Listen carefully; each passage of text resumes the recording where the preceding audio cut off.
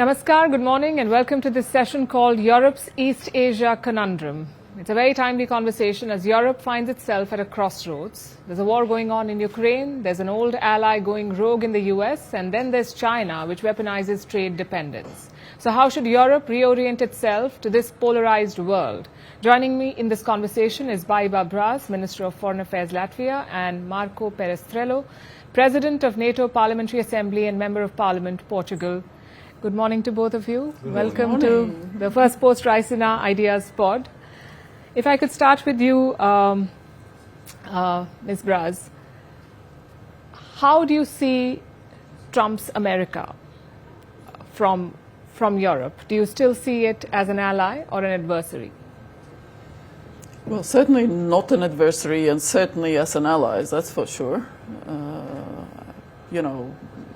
America for the Baltics is the essential ally and the essential counterpart. Now we have been in the EU and NATO for 20 years. We are 107 years old countries, but in the same time, 50 years we were occupied by the Soviet Union. Yes. And it was a US-led stance that never recognized that occupation as legal, which allowed us to continue operating through the embassies in the US, in London, and in other places. So our statehood continued throughout the occupation period. So when we regained independence in 1990, it was very much also the partnership with the US that enabled the rebuilding of institutions, the legislation, and security. So we had Russian troops on our territory, so withdrawal of Russian troops. That was my first portfolio in the foreign ministry when I joined as a young lawyer. Right. State immunity issues, that's what I had to deal with. And it was the US, it was at that time Clinton administration that pushed those issues and achieved the withdrawal of Russia's troops. So that was, something that forms also the way we perceive America throughout the years.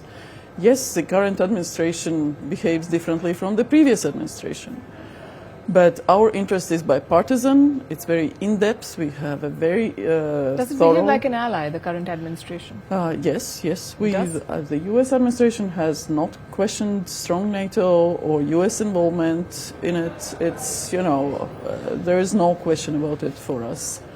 And I've been to Washington 3 times in the last 2 months, and next week I'm going again, seeing Marco Rubio and others. And yes, there are different views and there are differences between various countries. There are differences how the administrations or leaders express themselves. There are differences in various stances. But in the same time, we have to keep a clear mind, long sort of view at the developments. And the Baltic interest, again, we have large communities in the US. We have US troops in the Baltics. We buy US LNG. We spent close to 4% on defense and we'll move to 5%. So there's something that I think other Europeans can look at us and say, okay, maybe we can do more too. Absolutely. I'll come to that point of defense spending, but let me get in Marco Perestrello here. NATO's cohesion is being put to the test by its biggest funder, and that is the United States. And it's good to know that Ms. Braže's experience has been better with Washington compared to some other versions and exchanges that we've heard about. How should Europe deal with this new America? Europe for the last decades had become more dependent on different areas from different regions. When the pandemic arrived in 2019, we suddenly discovered that we were highly dependent on China, on certain health materials. When the war blasted in Ukraine in 2022, part of Europe acknowledged that it was highly dependent on Russia, on gas supply. And now European public opinion is discovering what many politicians already knew, that we are highly dependent on strategic matters on the US. And what happened with the pandemic in 2019 with the Russia aggression against Ukraine in 2022 forced us to become more autonomous and to have more self-capacities to answer the crises that were raised on those occasions. Now we can also face a situation in which we need to be acknowledged that we need to do more to become also more autonomous on strategic matters regarding the US.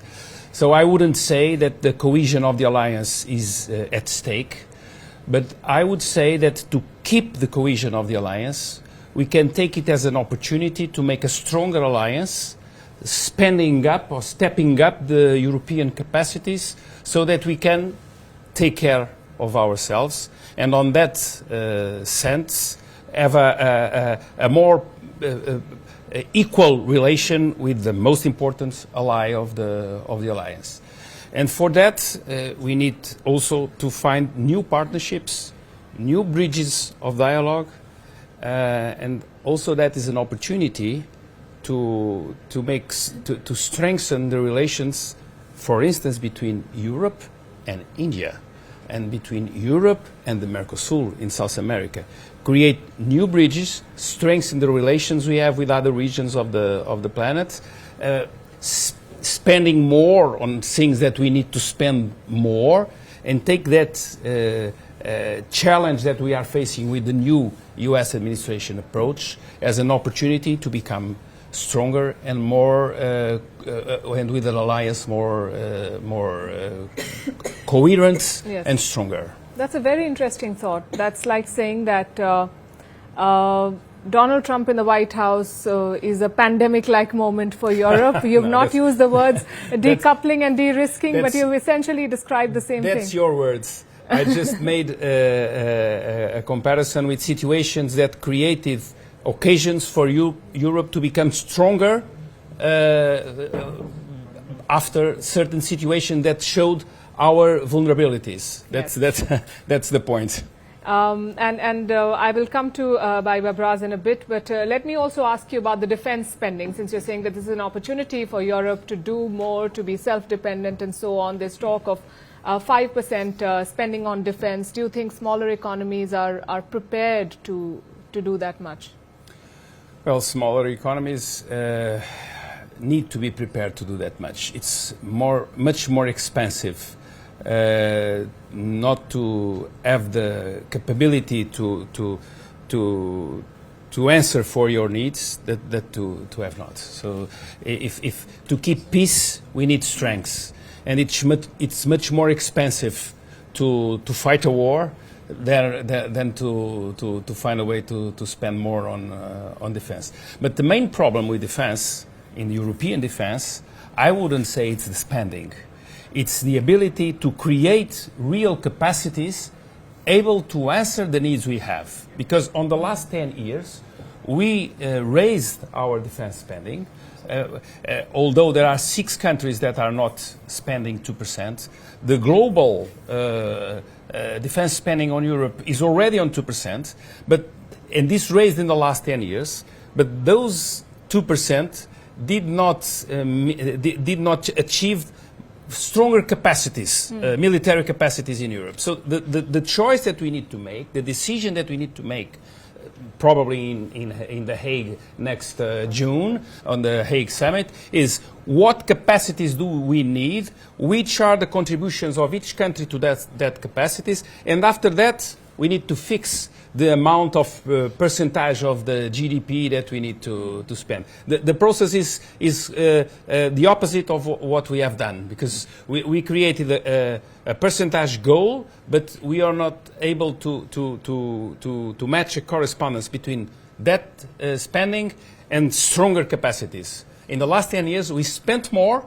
and we have no more capacities. This needs to change. We need to have more capacities, and that will cost a certain amount that we need to be prepared to spend. Yes, we also need the GDP from which to have the percentage. Yes. So we actually need economies. Yes. So that is where... But as a leader in this space, you know, Right. Latvia spends, what, 3.45% of 3.5 this year, Yes. 4% next year, and then in next 2 years. What's your moving advice towards to 5. NATO allies? Listen, there is no prosperity without security. So security obviously is something that we all have to take seriously. We have to understand that Russia's warfare concept, there's one concept. There's parts that is so-called conventional warfare, what we are seeing in Russia's aggression against Ukraine. And there is non-conventional warfare, which is aggression, military aggression. But in the same time, that warfare is taking place across the world, in all European countries, in Asia and other places, because it's influence. Russia is trying to gain influence by all means and to achieve its political aims. In Ukraine, it also chose to resort to military means to achieve its political objectives, to subjugate Ukraine. So it's an imperial colonial policy. Because Ukraine wanted to make its own choices how to live, and Russia didn't want to allow them to do that. So, it's a pretty straightforward type of evaluation.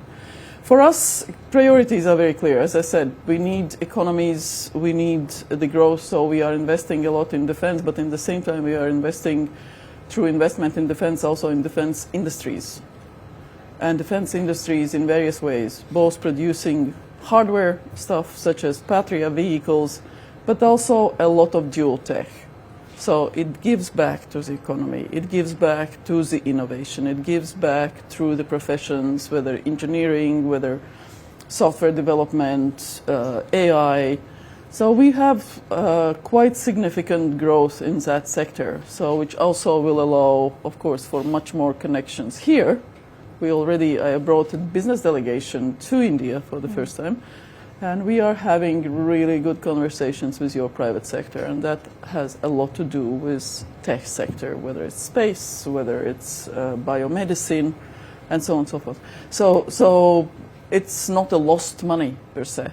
It's not a lost money, but we have to be, as you said, President, I think.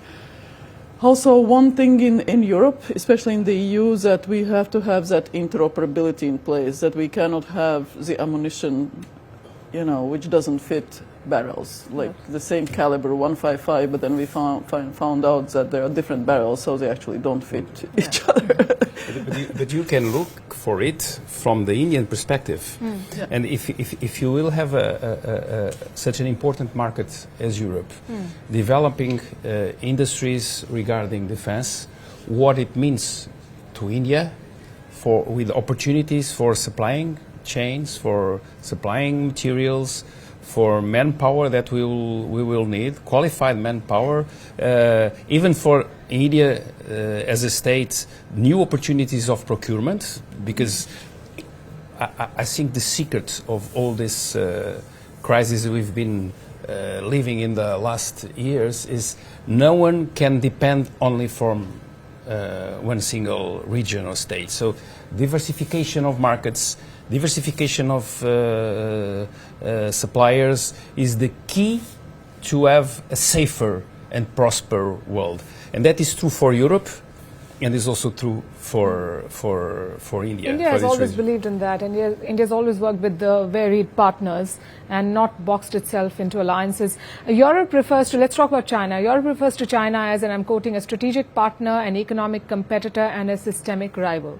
China, we know, is close to Russia. China is also your second biggest trade partner after the US. The US is changing with the president who believes in deals and tariff wars. Given this backdrop, how are you engaging with the Chinese? As I said, China will always be a partner for everybody. And we need to deal with China. China is not going anywhere. It will be always there. It will be always an important supplier, and it will be always an important market. The key issue is that we cannot depend on China, and we learned that lesson in 2019 when the pandemic started, and we weren't able to supply the minimum protection equipments for our population because we were completely depending on China suppliers, and that proved to be a wrong option. So I would say that China will always be there. It will always be an economic competitor. It's a strategic competitor in the Indo-Pacific, and spreading to Africa and spreading to South America. It's a strategic competitor that we need to deal with. The secret, on my point of view, is never to become dependent on China. That's the basic point. There's also the security aspect, as you mentioned. I think we have to be also pretty open about it, because it has been published also in open intelligence reviews that China's nuclear ambition and nuclear capability development will soon be at the level of the US and Russia. So China's nuclear warheads, the numbers are growing, the delivery vehicles, the nuclear triad will be finished, which presents a challenge not only for East Asia, for Asia as such, but for global stability. Because I think it's crucially important to have transparency about objectives, to have transparency about possible verification, to have those talks, to have those sort of strategic balance engagements, and that is not happening, and that creates, I think, a challenge for security, for a global security also. In the same time, of course, for economic factors, for EU, you already mentioned China is important. There are obviously competitive challenges, because with regard how China has supported and subsidized its industry, which has provided not a level playing field for European companies or other countries' industries, which then is very difficult to compete, not only within the EU, but also in the third markets. Yeah. So, and that is something that is not fair. So the level playing field, when we speak about it, that means just that we compete on the same footing, that we don't subsidize where it's not necessary, because we believe Chinese companies can be competitive without subsidies, and then that would be a fair competition. Or also with regard to economic coercion, there are cases where we know where other countries have come forward and said that they've been put in an unfavorable situation through that economic coercion. Okay, that is also something that is not exactly, and we need, that is not exactly sort of the way that we behave, so we should also be able to talk about it. But there are also issues on which China can be a partner.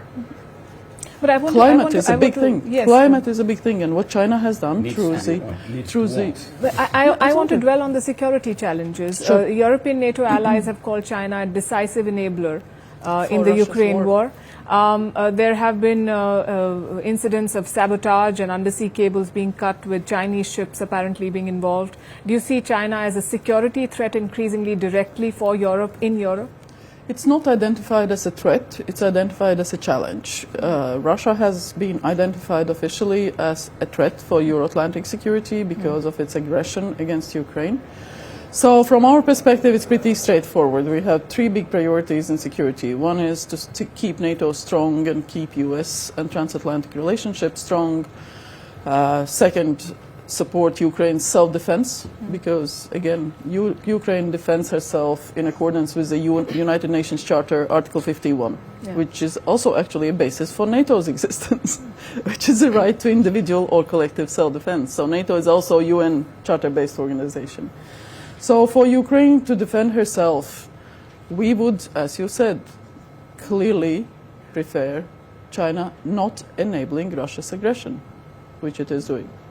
Because its export, unfortunately, it's not necessary for China. And third, for us, is actually weakening Russia's military capabilities, ability to wage war. And that is something that is important, I think, for the whole world, because we are seeing Russia expanding through its militias in Africa, destabilizing countries, regions, extracting resources. Yeah, exactly. I mean, it's colonial, again, colonial power. North Korea. By the extraction of resources. Yes, one more dimension of China's power, and that is technology. And Chinese firms have been accused of cyber warfare and espionage and stealing user data. And several European nations have banned Chinese platforms like TikTok and now DeepSeek. What sort of a challenge, not threat, do Chinese technology firms pose to Europe? A huge challenge, not only to Europe, to India, it's a global challenge that Chinese capacity on technological, on AI, on quantum computers it means to the globe.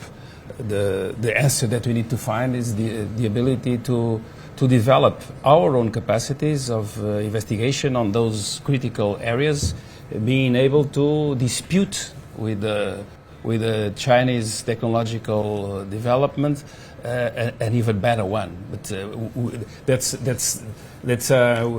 we need to enable that capacity in Europe that stood behind not only with China but also with the US, and that's one of the main challenges that is now Europe facing, and is a part of the growing autonomy we need to develop in the European Union, that has a market big enough to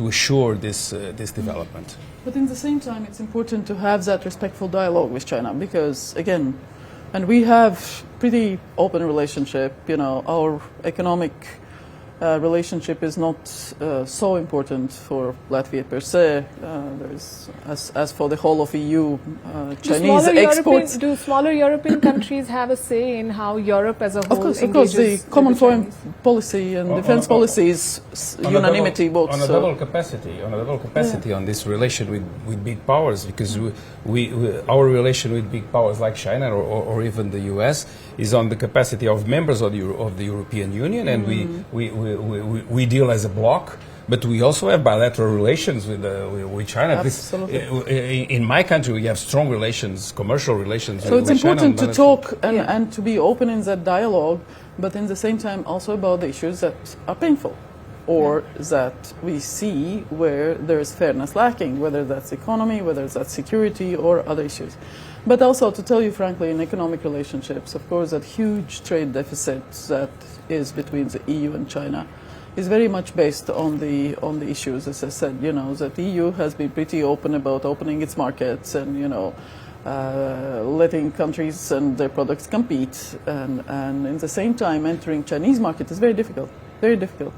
The non-trade barriers are very prominent, and that is where the companies are not happy, because as a result they are not able to receive the same treatment that we award in the single market of the EU.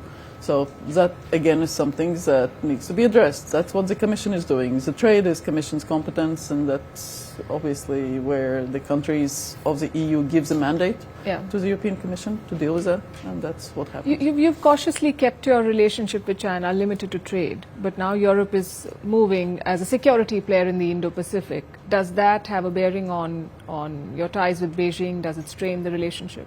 Not really, no, because I mean countries like Indonesia or Philippines or Australia or New Zealand or others, or Pacific Island states, they all have their interests. So it's important for us in Europe to know what those interests are, to engage and to build something positive out of those. And that's why so many free trade agreements have come about, and we really hope also to have the free trade agreement with India.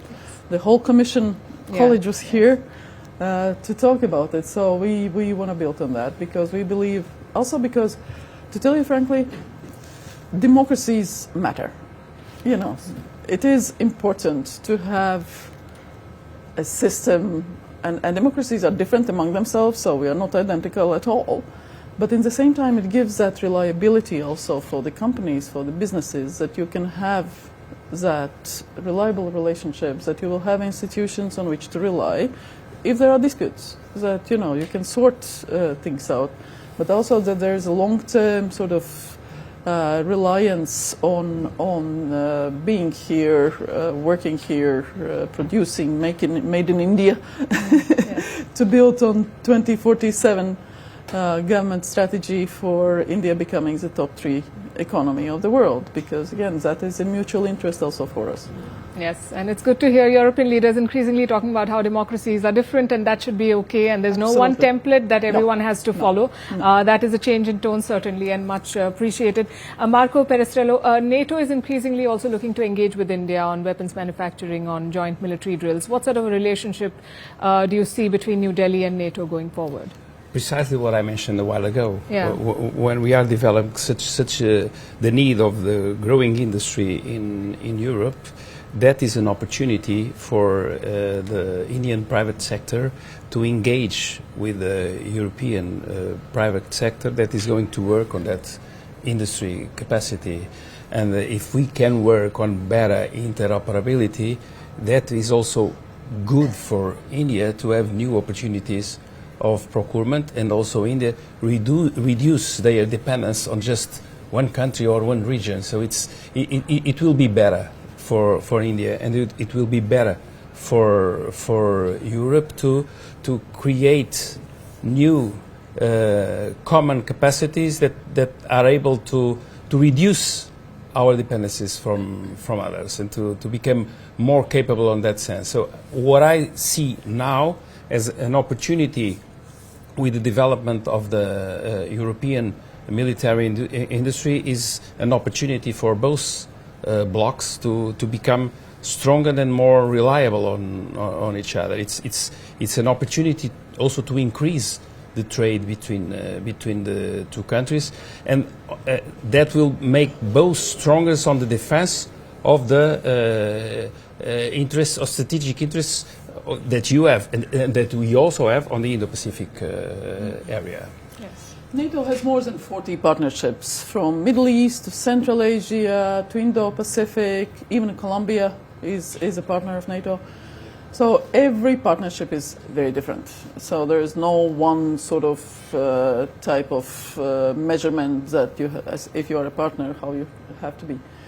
And that involves sometimes training on issues such as cyber, or sharing the knowledge, or it involves training of peacekeepers, economic security issues. It can be subsea cables. So there's different interests that different partners have in their relationship with NATO. So whatever the interest would be in this case, if India decides it does have an interest, it can be on defense industry, for example, or on standardization, or on other issues. I think there will be a lot of interest among the countries in NATO, because at the end NATO is also an intergovernmental organization. It consists of 32 member states. Yes. And Indian military is of course a very strong military, and I think it would be very interesting actually to have that relationship also there, to see whether we can build on something. I say it's a very exciting time to be a very important part of this is to establish a permanent political dialogue. That's what we are trying to do here at Raisina Dialogues, and we are establishing on the NATO Parliamentary Assembly a bridge of permanent dialogue with the Indian Parliament.